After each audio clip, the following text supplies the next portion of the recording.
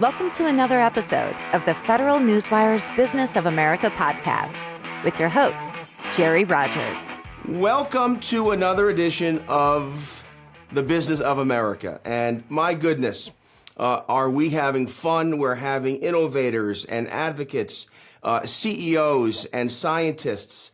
And we had a dad on last week who wrote a book about family matters. So we're doing everything, the Business of America. And today we're going to talk about health again. I know. I talk about health a lot. I'm like the Mr. Rogers of health, but it is the most, in my mind, the most intriguing topic in so much as access and affordability and the economy. It impacts every part of our life. I'm very excited. We have two guests today. And again, ladies, I'm from the Bronx, so I only use about half the words or half the sounds in the English language. So we have the National Senior Vice President for Federal Advocacy from the American Heart Association. This is a good group. I like this group. I'm talking to people. There's no studio audience. Emily Holubowich. Yes. Did I get it? You did. Close enough. Good job. All right, good very job. good. And of course, my mom will be proud. And Katie Schubert from the Society for Women's Health Research, the president and CEO. So I'm in good company this morning. So thank you very much and welcome. Here's what we're going to do. I want to get into cardiovascular health. I want to get into the fact that May is Women's Health Month, which a lot of folks don't know. I want to talk about the White House initiative on women's health research. I have 4 daughters, 2 sisters, and a mom. I want to talk about who are the best advocates for women's health, both in the physician's office, but also on Capitol Hill. So get ready. Get ready for a Business of America where we're talking about women's health issues. And Emily, I'll start with you. Sure. Tell the audience a little bit about yourself, about the American Heart Association. I think everyone knows, but you know, give us some good stuff on the American Heart Association regardless. We are celebrating our 100th year. The American Heart Association is our centennial. We're one of the oldest and largest patient organizations. We represent more than 40 million patients, caregivers, and supporters, both here in America, but also around the world. It's so important that you're doing this podcast today because, as you know, and many of your listeners may know or not, cardiovascular disease remains the number 1 killer overall, and it's the leading killer of women. It claims more lives than all forms of cancer combined. It's also expensive. It costs our economy close to $400 billion annually in direct costs, lost productivity, and mortality. So the American Heart Association has been leaning in on heart health for women in particular for decades, and especially since 2004, when we started Go Red for Women. Some of your listeners may be familiar with that initiative. It's our signature women's initiative dedicated to educating and empowering women to take action to protect themselves from cardiovascular disease. I didn't know about these heart health issues and women being number 1 cause for death. Again, 4 sisters, 4 daughters, 2 sisters, and two moms, my mother-in-law and my mother-in-law and my mom. So this is something we want to get into. Katie, tell us about the Society for Women's Health Research. Now, just as a disclaimer, I worked at pharma many years ago, and your organization was one of the best advocates for patients, for health. But tell us more about you and more about the organization.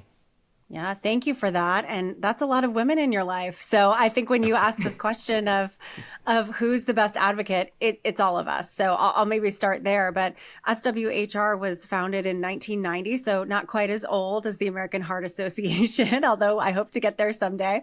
And we were really founded on the idea that women were not being included in clinical trials or in research broadly.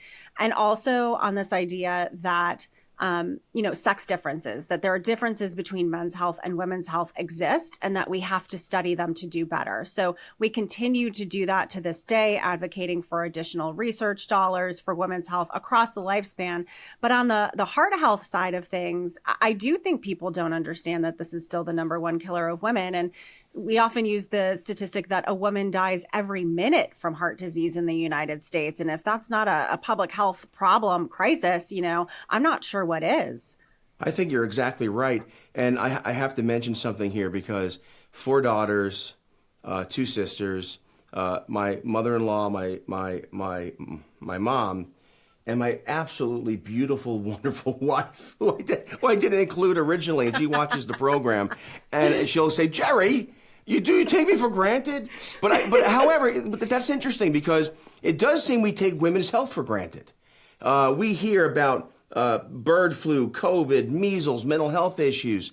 But again, I'm in the healthcare field. I'm the editor of Real Clear Health, and I'm a little, oh my goodness, heart issues, #1 death for women. I probably knew that and forgot it, but that is something that is that I'm glad. Again, we should emphasize that we have to raise awareness. We have to advocate, and we have to push for better communication and innovation. Talk to me about this, the White House Initiative on Women's Health Research. I did look at it a little bit, and it does seem that this initiative at the White House does talk about the differences in terms of disparities, in terms of health needs, health outcomes. Emily, I'll start with you. Talk a little bit about the White House Initiative on Women's Health Research.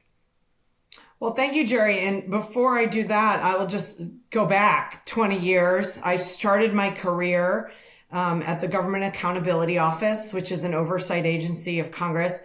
And the very first project I worked on was a request from a senior member of Congress saying, are enough women included in clinical trials? And spoiler alert, the answer was no, there are not enough. The other answer we found was that FDA, the Food and Drug Administration at the time, was not even really tracking in those new drug applications whether or not women were included. 20 years later, more than 20 years later, dating myself, here we are. And that's what, for me personally and professionally, makes the White House Women's Health Research Initiative so exciting, is that for the first time, we are seeing a White House level commitment and resources to increase the number of women included in clinical trials. And that's really where it all begins. So the connection between, #1 killer of women and research, it all starts with the research. We can't solve the problems if we don't know what works, for whom, and what circumstances. And that's why this new initiative and commitment is really so important. And I think elevating and re-energizing this movement to ensure that we are committing not just to investing in women's health research on conditions that predominantly affect or only affect women, like menopause. I know Katie will talk more about that. But that we're also including more women in clinical trials generally for all conditions that affect all people, like cardiovascular disease. And finally, and I think really importantly, investing in the research workforce to ensure that more women are in the clinical research workforce. Women are more likely to study what impacts women. So really across the board in these 3 areas, I think that's where we are so excited because all of these things are needed. You say 20 years ago, and before I go to Katie, and 20 years ago is early 2000s. Yes. We're not talking about the 1970s or 1980s. Right. I'll date myself. When someone says, hey, Jerry, 30 years ago or 20 years ago, I'm thinking of disco. I'm thinking of 1978 when I was a kid. But however, 20 years ago is not that long ago. No. And again, if we have to wrap our head around this, there weren't enough women in these clinical trials only 20 years ago. That's right. Katie, what is the landscape today? What is your take on the White House initiative?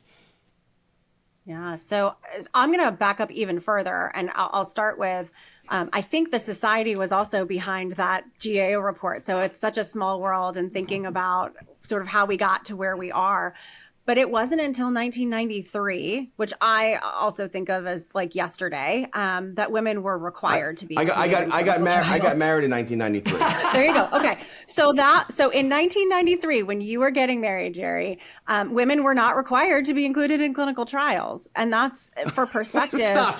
I mean, it's crazy. You got to say that again. Women were not required to be in clinical trials. There had to be an act of Congress, the NIH Revitalization Act, had to require that the NIH required or mandate that NIH required women be included in clinical trials. And I'm going to even throw you for another loop when I tell you that it wasn't until 2016, which I have children, I was done having babies by 2016, that female mice had to be included, that it was required that researchers funded by NIH had to look at sex differences. So, I mean, we are so far behind when we're thinking about why we know what we don't know. And I'll add on or pile on to this, right? These dates.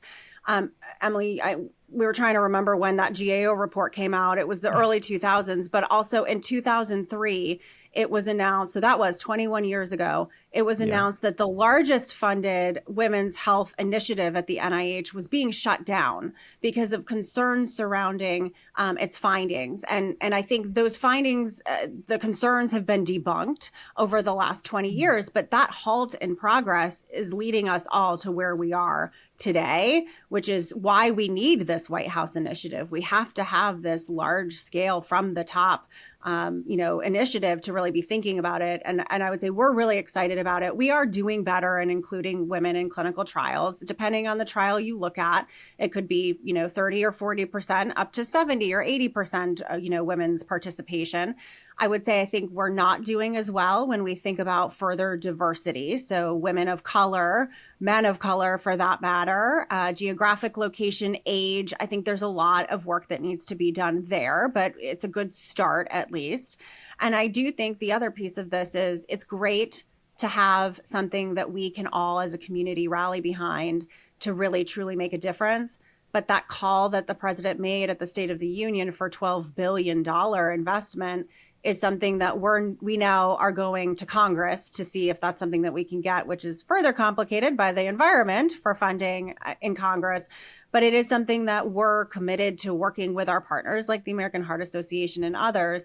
And frankly, I think when we think about this issue, the thing that gets people the most or they understand the most is this issue of heart disease, because it is something that touches everyone's lives. I think you're really hard pressed to find someone who doesn't understand what that means or what that is. And so to fully illustrate why we need this, I think it's a great way to do that.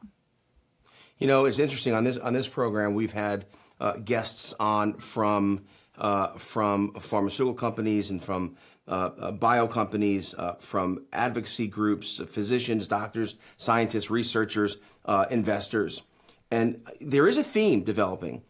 We had Kirsten Axelson on a couple, 3-4 shows ago, and she said, I asked her to identify, I know there are many, but identify a big challenge. And she said diversity in clinical trials. She said that we have to. If we want to follow the science, if we want the new cures, if we want to solve the disease, the puzzles of diseases we don't even know about yet, this is a critical, very important issues, and you're amening that today, and I think I've heard that consistently through all the shows. Let me ask you this: in my mind, some of the greatest healthcare reforms have been, they've all been bipartisan, or there've been some bipartisanship, number one. Number two, they've been public-private partnerships where the public sector, the public health community, universities, academia, partner with or cooperate with the private sector. How is America, we're blessed with a wonderful, innovative bio and pharma We are blessed with a university system and research facilities in terms of health and science. Is the government, is the public health partnering well with the private sector, the companies, the scientists in the private sector? I'll start with you, Emily. What's your take on the cooperation between the public and private sectors? I'd say there's great cooperation. I might let Katie speak more to the private sector. I think there's one more sector there, Jerry, and that's the philanthropic or nonprofit sector. Yes. The American Heart Association is the second largest funder of cardiovascular research after the federal government. Wow. We have several initiatives here at the American Heart Association where, again, we've been prioritizing women's health. One that comes to mind is the Go Red for Women in Verily's Project Baseline. And this was launched with Research Goes Red. It's an initiative that calls for women across the United States to contribute to health research. If you talk to anyone from any sector, recruiting clinical trial participants is hard. There are issues of trust, there's issues of access, there's issues of coverage, transportation, all the things that make it hard for folks to access health care. The same is true for research. So our Project Baseline Research Goes Red is really leaning in towards sort of recruiting women to participate in clinical research and creating the world's most engaged and largest women's health registry and platform of research.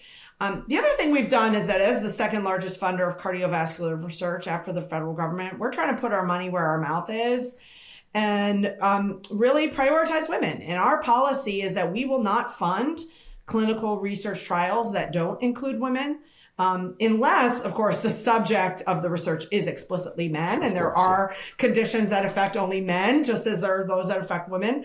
But that is our operating policy, and of course, dedicating funding streams for specifically research projects on women. So as part of that three-legged stool, public sector, private sector, and nonprofit sector, we are really trying to lean in and be a leader in this space.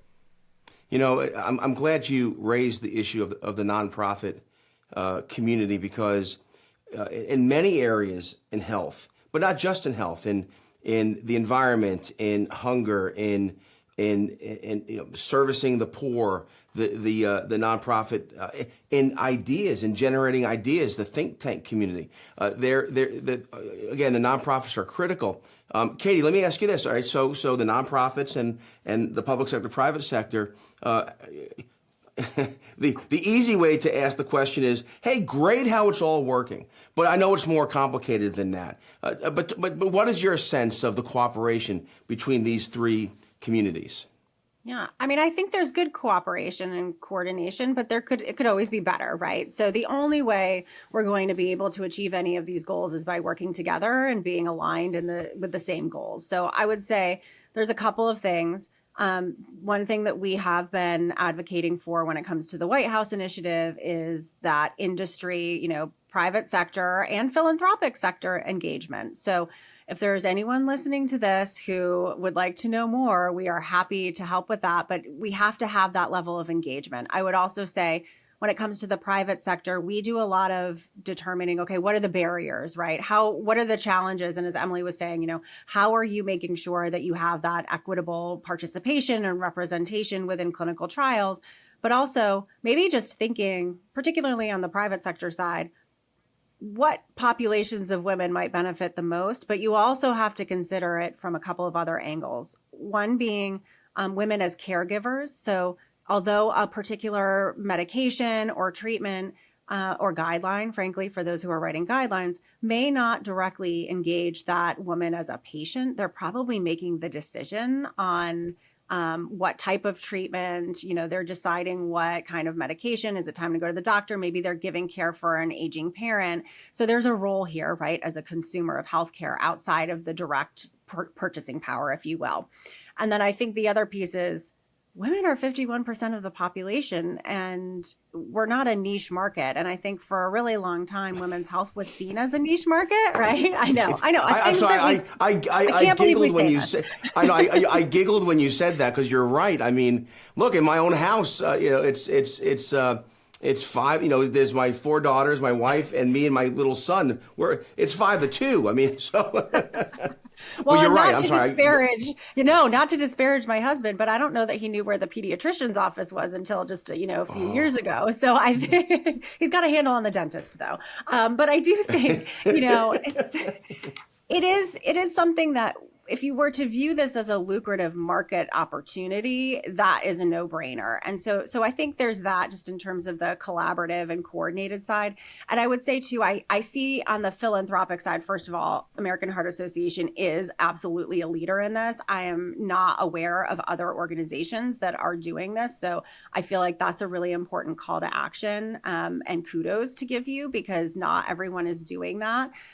I do think when you think about women's health in particular, a lot of, on the philanthropic side at least, the thought process is, women's health is an issue for other countries, not our country, right? Like, we know everything. And so a lot of the philanthropic dollars are going toward really important things overseas. There's a lot of work in Africa when you think about women's health and economic opportunities and childbirth. But the fact of the matter is, we have a maternal health crisis in this country too. And so really thinking about how can we make sure that the dollars and investment and priority is being shared as well on the front lines here is going to be really critical too.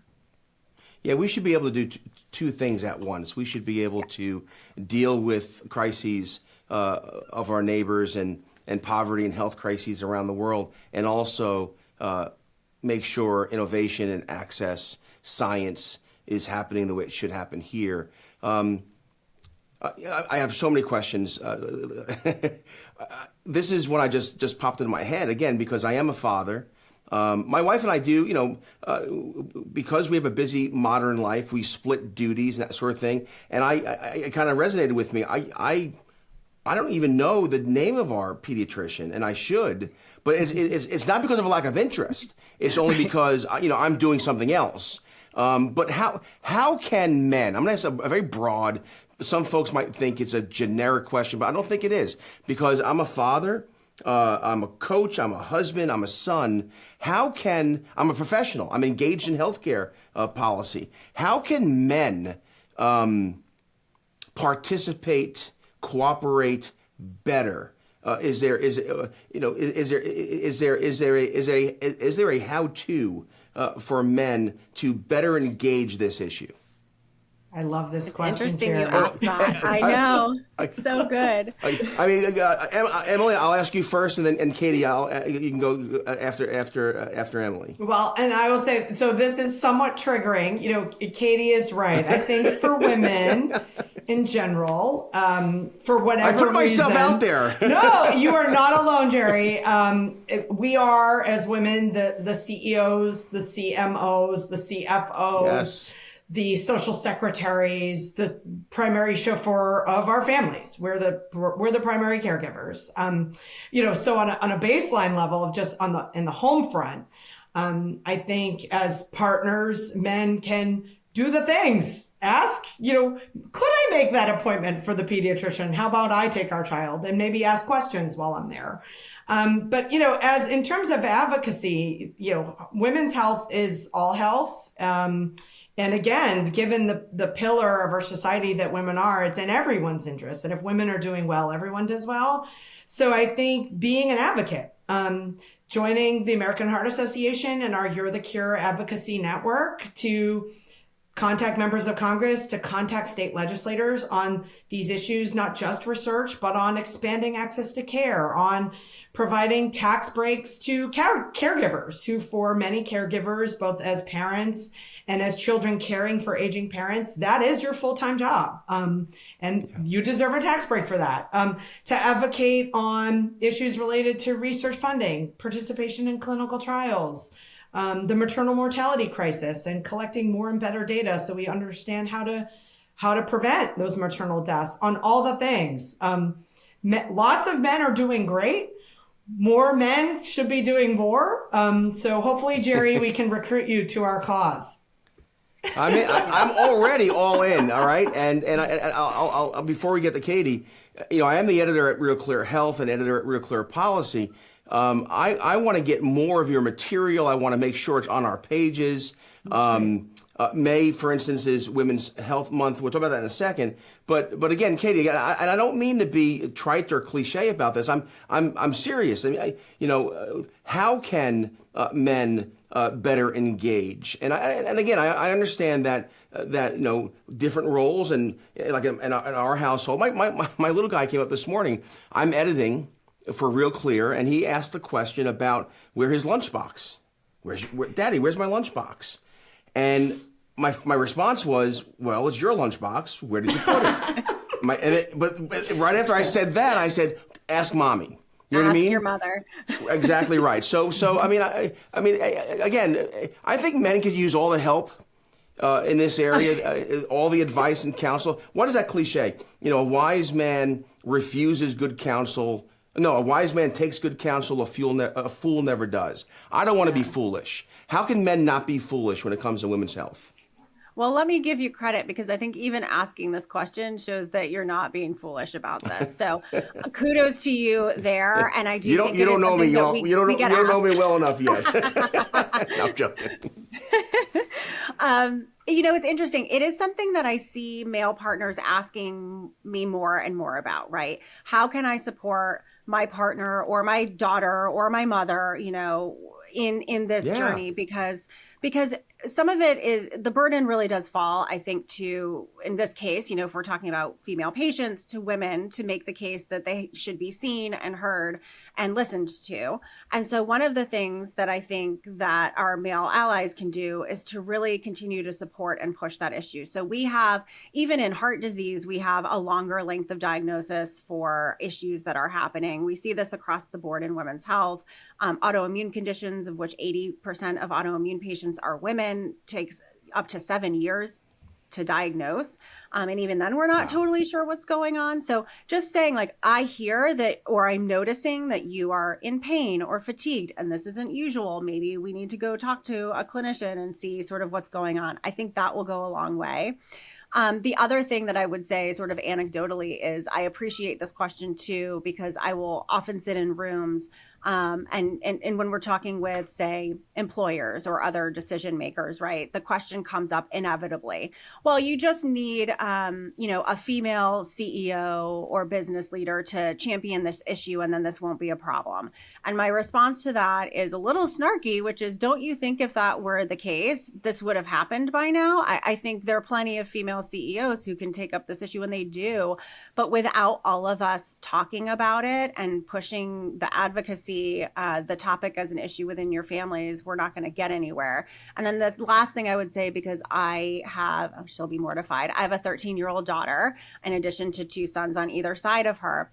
But a lot of the conversation about our health and our healthcare is happening in the family with our sons and our daughter. And we're very open about it. So we have a full understanding of what that looks like. And I think that that's really critical. That should be a family conversation. And that's going to look different depending on your family and your cultural background and all of that. But it's a barrier we have to break down, is even in that intergenerational conversation.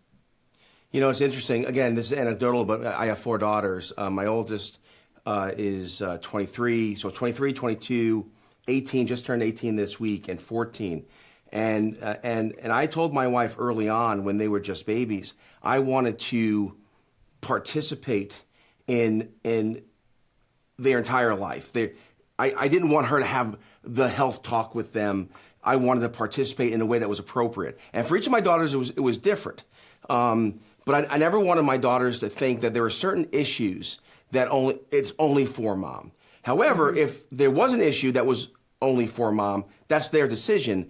But I never wanted to take myself out of it. And to your point about all we need is another woman CEO or woman senator. No. I mean, again, if we're going to make these advances, if we're not going to shock people and say, in the year 2024, we had it this way, is that this is societal ownership. This is not just, I mean, I understand why it's a woman's issue because it's health and it's affecting women, but largely it should just be a health issue and everyone should be engaged, period. We shouldn't need women champions, although we need them. We need champions. We need champions for access, champions for science, champions for funding, champions for innovation and investment. And so to that kind of who's champion, what's happening, May is Women's Healthcare Month. So, I mean, Emily, I'll start with you. Some things that are going on, things we should be aware of, anything happening on Capitol Hill? Are there any what's happening in May? What are you guys doing for Women's Health Month? Thank you for that question. And if I may, I will give a plug to something that we're doing during May, and that is we're bringing in advocates from across the country to Washington, D.C. to advocate for what we call the chain of survival, really funding to support schools in training on CPR, in the use of AEDs. Again, cardiac arrest as part of heart disease is one of the leading killers. And so we're trying to turn a nation of bystanders into a nation of lifesavers and show that anyone and everyone can do hands-only CPR and call 911 first to really save a life. So we're bringing in cardiac arrest survivors. We're bringing in caregivers. We're bringing in people who have lost loved ones because people didn't respond in a timely way when their loved one was in crisis. And why this is important for women's health is, as with most things, now probably won't be surprising that women are less likely to receive CPR in the event of a cardiac arrest because people are nervous about touching their chest, and that's intimidating. So, we're trying to really break down those barriers as part of our educational efforts. We are, as one of the leading trainers of CPR in the United States, we're investing in bringing forward dummies that are women. If you've ever been trained in CPR, you were probably trained on a male dummy. So we're again just trying to normalize this idea that women have cardiac arrest. You can too do CPR on a woman. It's not that scary. And it's a way in which we're trying to save women's lives. Something very simple as having a CPR dummy in the form of a woman is simple but yet brilliant. And it goes to show you, too, that we don't have to come up with the greatest idea. It could be lots of little ideas, lots of little changes that bring about the big change. Katie, May Women's Health Month, what's happening in your shop? What are some things that you're thinking about through this month? Yeah, I think the biggest thing for us is just continuing to raise awareness for women's health broadly and the White House initiative. But I would say, I think there's a lot to be said for everyone coming together and using this as an opportunity. So on the heart health front, we had run a social media campaign, which is super cute, called #ReadMyLips, which is about getting your lipids tested so you know your cholesterol levels. So lips for lipids, yeah. I love it. So engagement there for sure. We'll be continuing that on through the rest of this year, but I think that's important. The other thing is there's a lot of congressional action surrounding individual conditions or life stages. For instance, there was a menopause bill that a bipartisan group of senators introduced just last week, along with Halle Berry. So there's a little star power there. We were with Maria Shriver a couple of weeks ago talking about brain health and Alzheimer's disease. And so I think thinking about what this and I saw she was at the White House initiative too, right? Yes. Yep. She was really critical in getting that done. We had co-hosted an event actually with her last year to talk about Alzheimer's disease. And we both were sort of saying, we need a bigger initiative, right? Like we need something that we can all rally behind. And Maria's brother got her into the White House to meet with Dr. Biden. And the first lady brought it to her husband and said, you have to do this. And that's really where it came from, right? That's awesome, though. Yeah. So we'll be celebrating that. That's a good marriage when the wife can come in and say, you have to do this, but also when the husband comes in and says, hey, let's please do that. I say this all the time, and it's true. I had an Irish grandmother who was a good cook. So she was against type. She was an Irish woman who really did cook well.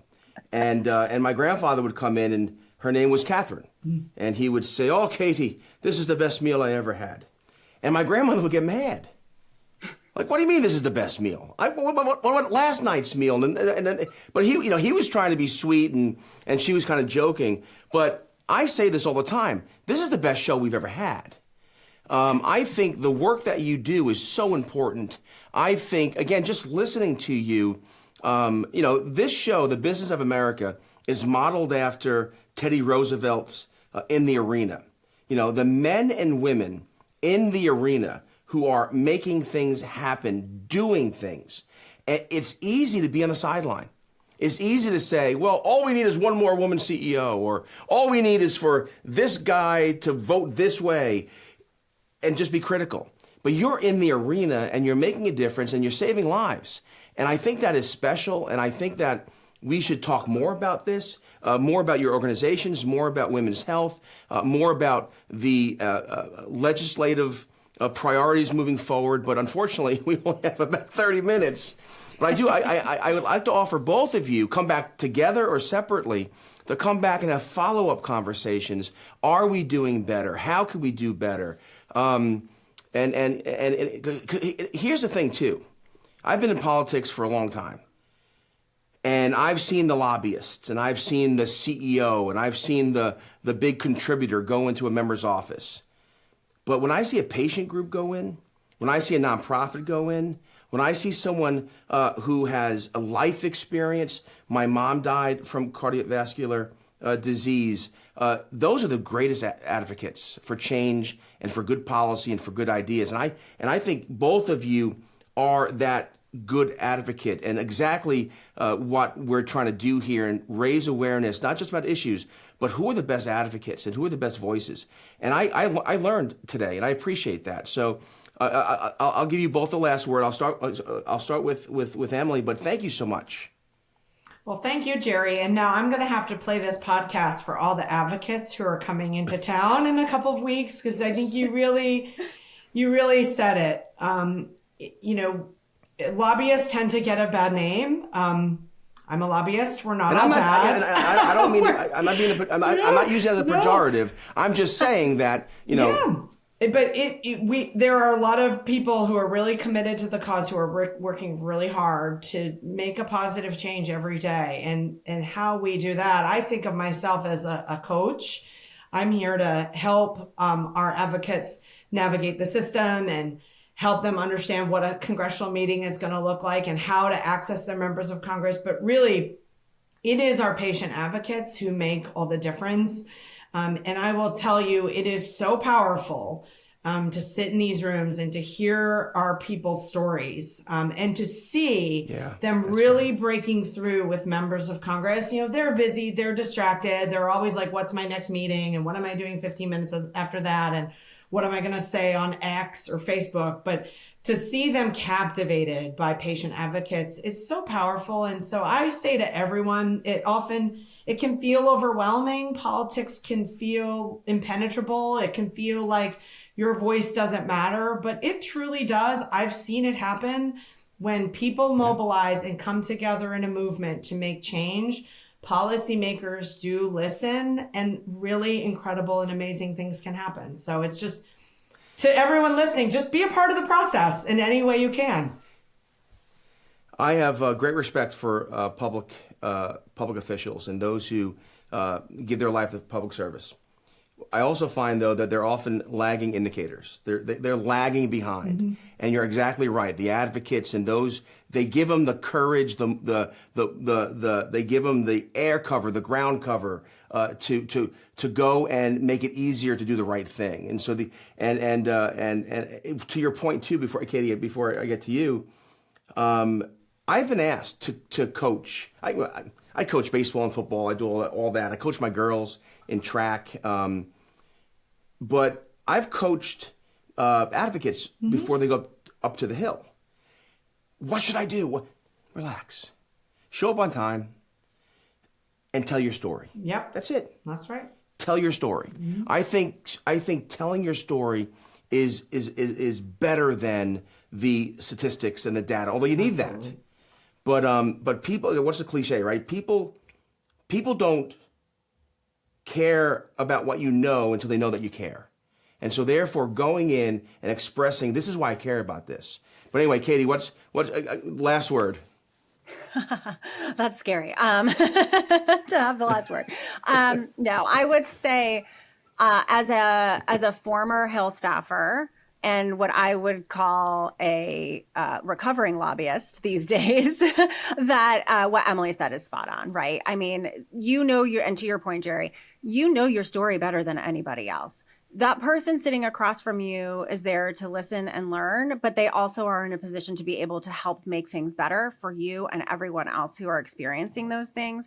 And that's really powerful. And that's why we do what we do. And the reason we are here to help amplify, right, and support those stories to raise greater awareness. And that's really rewarding. I think it's also really necessary, but I think it's all for the greater good in sort of whatever swamp we're sitting in today, Yeah.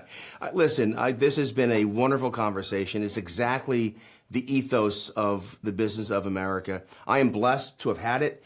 I want to have more conversations. And also, if you have allies, advocates, make them aware of Real Clear Health, Real Clear Policy, the business of America on the Federal Newswire, because I want to tell stories. And I also want to make a difference. And so I appreciate everything that you do, and I thank you for being here today. This has been, again, no offense to past guests and past shows, the best show we've done thus far. This has been The Business of America. Thank you all very much. This has been the Federal Newswire's Business of America podcast, hosted by Jerry Rogers. Check out the Federal Newswire's family of websites, as well as their social media stream.